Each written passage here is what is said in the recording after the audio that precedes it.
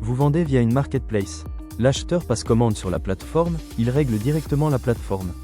Et vous recevez le montant de la vente quelques jours plus tard, déduction faite des frais de service. Ce schéma est courant, mais avec la réforme de la facturation électronique, il soulève des questions très concrètes. Qui émet la facture? Qui déclare quoi à l'administration? Quels statuts doivent circuler? Et comment ça se passe quand c'est la plateforme qui facture à votre place? C'est ce que nous allons voir dans cette vidéo. Le point de départ, une facture émise après encaissement. Dans un fonctionnement marketplace, le paiement intervient avant la facturation.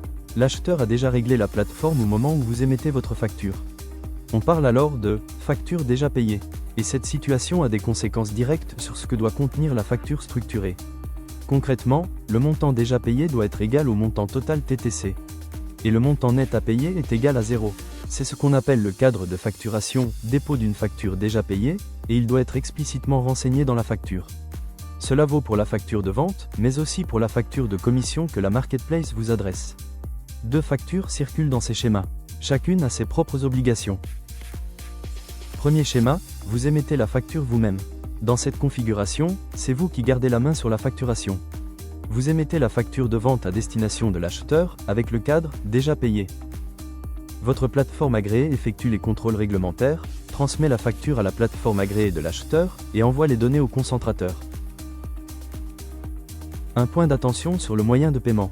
Comme c'est la plateforme qui a encaissé, vous n'êtes pas forcément en mesure de renseigner ce code. Dans ce cas, le code 57 Standing Agreement peut être utilisé. Vous pouvez aussi mentionner la marketplace comme bénéficiaire du paiement directement dans la facture.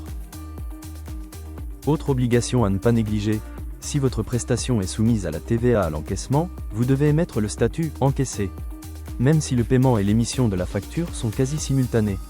Ce statut peut être transmis en même temps que la facture, mais il doit l'être. En parallèle, la marketplace vous adresse sa facture de commission. Elle aussi est émise en cadre, déjà payée, la plateforme a prélevé ses frais directement sur le reversement. Montant à payer égal à 0. Et si cette commission est soumise à la TVA à l'encaissement, le statut « encaissé » s'applique également. Second schéma, la marketplace facture à votre place. Dans cette deuxième configuration, vous avez accordé à la plateforme le droit de facturer en votre nom. On parle de « mandat de facturation ». Sans ce mandat, on revient automatiquement au premier schéma.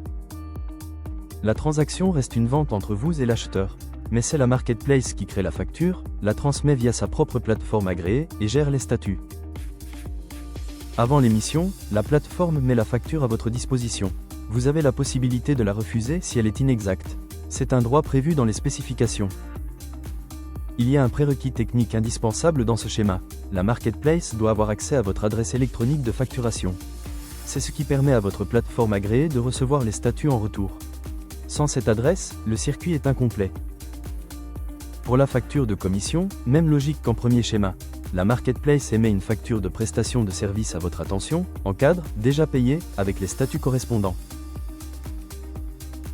Ce qu'il faut retenir et anticiper.